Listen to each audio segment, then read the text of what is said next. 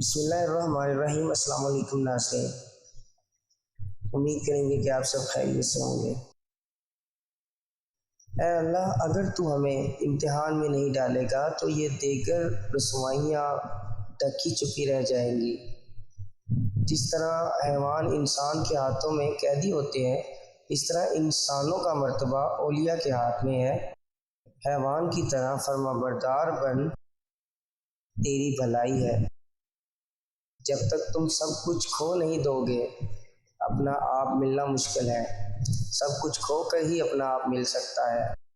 سخاوت اور خیرات کو اختیار کر لیں۔ بدن کی سخاوت یہ ہے کہ جسمانی لذتوں کو ترک کر دے اور اللہ کی عبادت میں مصروف ہو جائے۔ آج کا کام آج کر لے۔